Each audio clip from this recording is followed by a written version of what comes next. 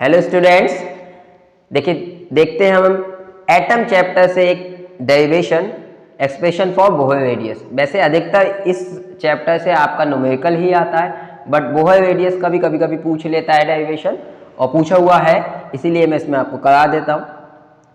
देखिए जो Bohr postulate होती है, पहले तो हमको बोहर पोस्टुलेट पता होना चाहिए, उसके बाद ही हम ये सब निकाल पाएंगे। बट यहाँ पे ये मेन जो सेकंड वाली बोहर पोस्टुलेट है वो यूज होगी, तो उसको बस हमें रख लेना है याद। जो हमारा क्या कहते हैं एंगुलर मोमेंटम होता है वो NH/2π का इक्वल होता है किसी भी स्टेशनरी ऑर्बिट में। क्लियर? तो बोहर ने क्या, देखिए एक बात और समझिए, जो बोहर हमारा मॉडल है वो केवल और केवल सिंगल इलेक्ट्रॉन एटम पर लगता है। फॉर एग्जांपल हाइड्रोजन पर लग सकता है क्योंकि उसमें एक इलेक्ट्रॉन एग्जिस्ट करता है। क्लियर? लिथियम प्लस प्लस पे लग सकता है, हीलियम प्लस पे लग सकता है। तो ऐसे एटम पे लगता है जिसमें केवल एक इलेक्ट्रॉन हो। ठीक, जैसे लिथियम के 3 होता है, 3 इलेक्ट्रॉन होते हैं उसमें, बट अगर दो निकल जाए तो 2 चार्ज आ जाएंगे प्लस के, और एक इलेक्ट्रॉन आ जाएगा तब उस पर लग जाएगा। तो हाइड्रोजन और हाइड्रोजन लाइक इस एटम पर ही ये लगता है। क्लियर? तो समझते हैं, देखिए कैसे, क्योंकि जो बोहर ने केवल एक इलेक्ट्रॉन को ही मतलब कंसीडर किया, बाकी और इलेक्ट्रॉन इसके साथ भी होंगे रिवॉल्व करते हुए, उनको कंसीडर नहीं किया। तो देखिए इलेक्ट्रॉन, और जैसे न्यूक्लियस है, न्यूक्लियस पे चार्ज कितना Ze हम मान के चल रहे हैं। क्लियर? जनरल मान के चल रहे हैं Z। क्लियर? हाइड्रोजन के लिए Z1 हो जाएगा। सपोज कोई इलेक्ट्रॉन रिवॉल्व करता है किसी स्टेशनरी ऑर्बिट में, उसकी जो वेलोसिटी हम मान लेते हैं Vn है। कितनी है? Vn। क्लियर? जो रेडियस है वो Rn मान ली। n इसलिए लगाया कि nth ऑर्बिट के लिए। क्लियर? हो सकता है फर्स्ट ऑर्बिट में हो, सेकंड में हो, थर्ड में हो, तो उसी हिसाब से हम n चेंज कर सकते हैं। यहाँ पे देखिए, जो अगर कोई इलेक्ट्रॉन रिवॉल्व कर रहा है तो रिक्वायर्ड जो सेंट्रीपिटल फोर्स है वो प्रोवाइड होगा किसके अकॉर्डिंग, किसके थ्रू? जो इन दोनों के बीच में इलेक्ट्रोस्टैटिक फोर्स लग रहा होगा, अट्रैक्टिव इलेक्ट्रोस्टैटिक फोर्स जो लग रहा होगा, क्योंकि इलेक्ट्रॉन पे चार्ज होता है माइनस का, और जो न्यूक्लियस होता है उस पर चार्ज होता है पॉजिटिव, क्योंकि वहां पे होते हैं प्रोटॉन। तो इन दोनों के बीच जो इलेक्ट्रोस्टैटिक फोर्स लग रहा है वही यहाँ पर सेंट्रीपिटल फोर्स का काम करेगा। तो हमको पता है, यहाँ से देखिए जो हमारा सेंट्रीपिटल फोर्स होगा Fc, वही इक्वल टू होगा हमारा इलेक्ट्रोस्टैटिक फोर्स के इक्वल। क्लियर? तो यहाँ से अगर हम Fc की बात करें, सेंट्रीपिटल फोर्स, हमको पता है फॉर्मूला जो होता है mv²/r होता है।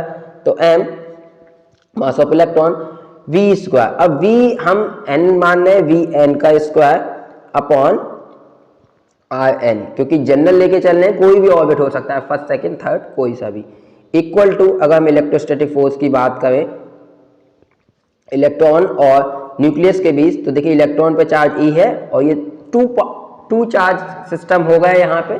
तो कूलॉम्स लॉ से हमको पता है हमारा जो चार्ज होता है, फॉर्मूला होता है वो क्या होता है, 1/4π, इसको हम k भी लिख सकते हैं, 1/4π ε0 Q1 Q2।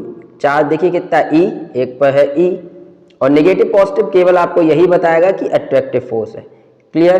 तो इसमें हम केवल विदाउट साइन यूज करते हैं। E इलेक्ट्रॉन पे चार्ज और न्यूक्लियस पे चार्ज कितना है, Ze, तो Ze अपॉन दोनों के बीच की डिस्टेंस क्या है यहाँ पे, Rn, तो Rn का स्क्वायर। क्लियर? यहाँ से देखिए एक Rn, यहाँ पे 2 Rn है, तो यहाँ से एक Rn कैंसिल हो जाएगा। क्लियर? यहाँ पे केवल क्या बचा हमारा Rn। अगर हम Rn की वैल्यू फाइंड आउट करना चाहें, Rn इधर ले जाएं, Rn इक्वल टू, यहाँ से देखें Ze² अपॉन 4πε0, और यहाँ से देखिए mv² भी हमारा नीचे आ जाएगा, mvn²। तो ये हमारा एक्सप्रेशन आया Rn। अब जो बोहर रेडियस है, हम उसको फर्स्ट ऑर्बिट की जो रेडियस है उसको हम बोलते हैं बोहर रेडियस। क्लियर? बट अभी जनरल एक्सप्रेशन आया नहीं है रेडियस के लिए, अभी हम पहले वेलोसिटी की, जो वेलोसिटी है उसकी वैल्यू हम लगाएंगे। तो समझते हैं, देखिए हमको अब सेकंड पोस्टुलेट पता होनी चाहिए। According to Bohr second postulate,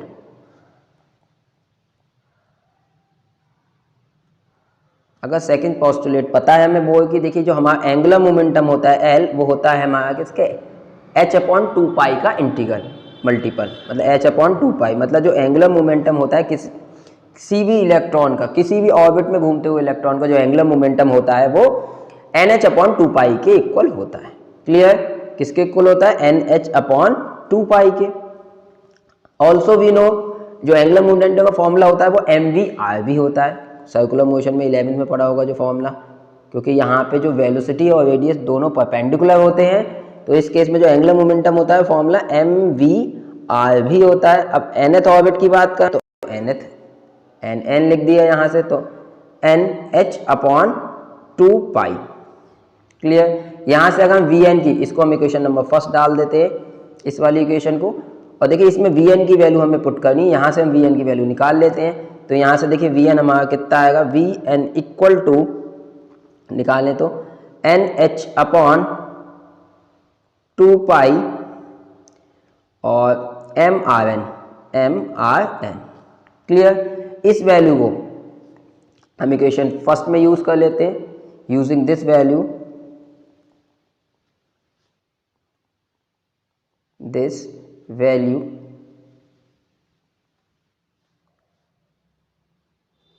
in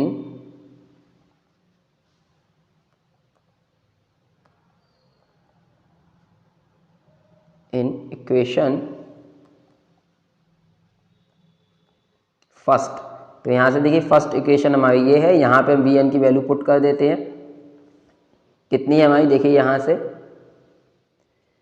Rn equal to, यहाँ देखिए पुट करिए आप, Ze² as it is upon 4πε0 m। अब यहाँ से देखिए आप Vn² है यहाँ पे Vn है, तो इसका स्क्वायर लगेगा, तो यहाँ पे हम लगाते हैं। देखिए वैल्यू कितनी लगेगी, सबका स्क्वायर कर दिए, n² हो जाएगा, h² हो जाएगा ऊपर, और नीचे देखिए कितना 2πm है, तो यहाँ से देखिए 2 का स्क्वायर 4π², क्योंकि स्क्वायर करना है 4π², साथ में m है तो m² और Rn का स्क्वायर। तो ये हमारी वैल्यू आई। यहाँ से देखिए कुछ कटेगा, यहाँ से देखिए 4 कैंसिल, एक पाई कैंसिल हो जाएगा, यहाँ से देखिए एक m कैंसिल होगा, यहाँ से भी एक m कैंसिल होगा। अब देखिए Rn, ये Rn² ऊपर चला जाएगा, तो यहाँ से देखिए हम कितना लिख सकते हैं, Rn इक्वल टू Ze², और ये देखिए ये वाला Rn जो है वो ऊपर जाएगा, तो कितना हो जाएगा, Rn² अपॉन, यहाँ देखिए कितना बचा, n²h², और साथ में देखिए एक m भी ऊपर जाएगा। ठीक है, Rn², यहाँ से देखिए एक m भी बचा है अभी, तो यहाँ एक m भी ऊपर चला गया। ठीक, ये एक ही m कटेगा, क्योंकि यहाँ से ये ऊपर चला गया। देखिए यहाँ से एक m, ये एक m कट गया, स्क्वायर था क्योंकि यहाँ पे एक m भी ऊपर जाएगा और Rn² ऊपर जाएगा। क्लियर? यहाँ क्या बचा देखिए आपका, n²h²। क्लियर? और एक कुछ और बचा, पाई भी बचा यहाँ पे। ठीक, एक पाई कटा है केवल, यहाँ पे 2 पाई है, तो एक पाई भी ऊपर जाएगा, तो m पाई। क्लियर? नीचे क्या बचा है देखिए, n²h² और ε0, तो n²h²ε0। यहाँ से देखिए एक Rn फिर कैंसिल हो जाएगा, तो यहाँ से आप Rn की जो वैल्यू निकालेंगे, तो यहाँ से देखिए इस Rn की वैल्यू आपको निकालना है, इस सबको इधर ले जाइए और बाकी जो इसके साथ है वो नीचे आ जाएगा। तो यहाँ से Rn की वैल्यू अगर हम फाइंड आउट करना चाहें, तो यहाँ से देखिए कितना आ जाएगा, ये सब ऊपर चला जाएगा, क्रॉस मल्टीप्लाई करना है, ये ऊपर चला जाएगा, यहाँ से कितना आएगा देखिए, n²h²ε0 अपॉन m π/Ze²। तो ये रिलेशन है हमारा general relation for radius of the orbit, for nth radius of the orbit, मतलब जो भी nth ऑर्बिट है उसकी रेडियस हमें निकालनी हो तब ये रिलेशन। ठीक है, फॉर हाइड्रोजन के लिए अगर हम बात करें, फॉर हाइड्रोजन फर्स्ट ऑर्बिट अगर हम बात क्या करें, फॉर हाइड्रोजन फर्स्ट ऑर्बिट, तो देखिए हाइड्रोजन के लिए हमको पता है Z जो होगा वो हमारा 1 होता है, जो एटॉमिक नंबर है वो तो 1 होगा, और फर्स्ट की बात कर रहे हैं तो n कितना हो जाएगा हमारा, यहाँ पर n भी हमारा कितना हो जाएगा 1। देखिए h होता है कितना, h equal to 6.63 3 into 10⁻⁻34 joule into second. और बात करें अगर हम एप्सिलॉन नॉट की, देखिए एप्सिलॉन नॉट की वैल्यू हमारी 8.85 into 10⁻⁻12 coulomb square upon newton metre square. Clear.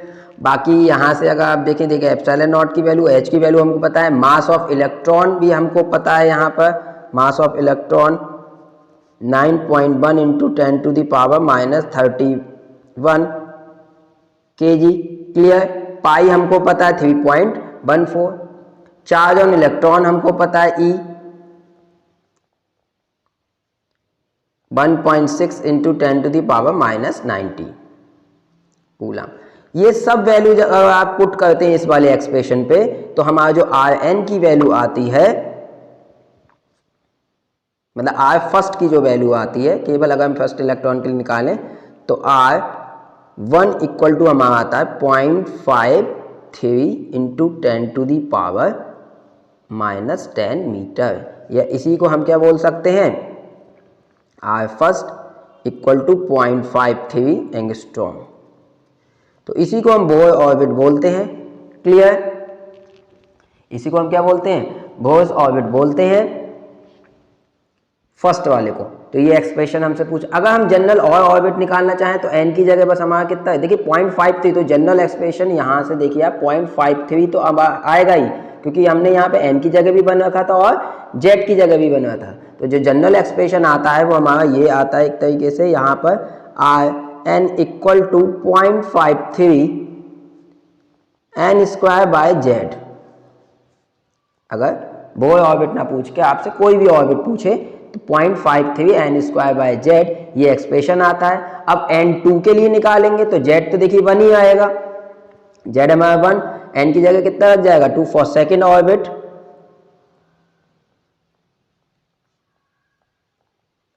अगर हम फाइंड आउट करें तो n हमारा कितना हो जाएगा 2 और z तो हमारा कितना रहेगा 1 ही हाइड्रोजन के लिए।